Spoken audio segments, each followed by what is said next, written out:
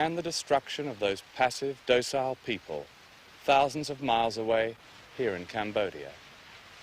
Of course, Nixon was later apprehended, not for the murder of Cambodia, but for a domestic affair called Watergate. Kissinger received the Nobel Peace Prize. Out of the inferno of bombs came Pol Pot, a former Buddhist monk, and the Khmer Rouge, whose revolution had never enjoyed a popular base until Nixon's madman theory of war.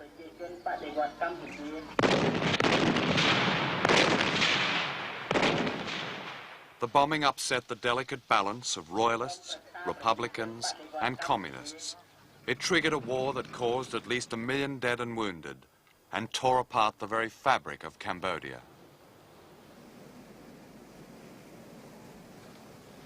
When I came to Cambodia in 1967, Phnom Penh was the most beautiful city in Southeast Asia. Perhaps it's too easy for a foreigner to romanticize such a place, but to fly across the Mekong River from beleaguered and neurotic Saigon was to reaffirm the belief that if only foreign armies would leave alone these people, they would assert their own civilization and measure their own prosperity. Certainly there was feudalism and corruption, but there was no war, no slaughter, no napalm, and the Cambodian family was a fortress without want.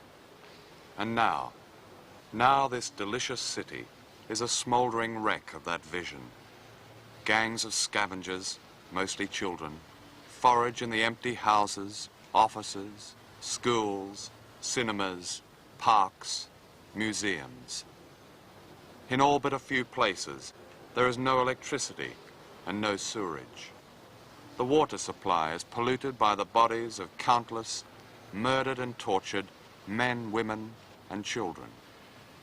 And the jungle has reclaimed their homes.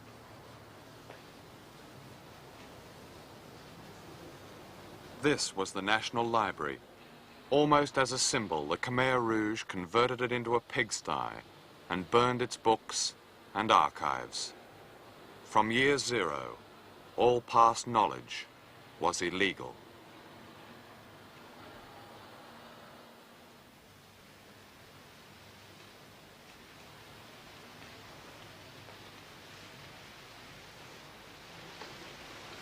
And here is one of the more grotesque ironies of it all. The Khmer Rouge banned all forms of money, and yet they had printed millions of these brand new banknotes. And just before the Vietnamese drove into the city last year, the Khmer Rouge blew up the National Bank, and the monsoon rains carried all this money through the city. And today,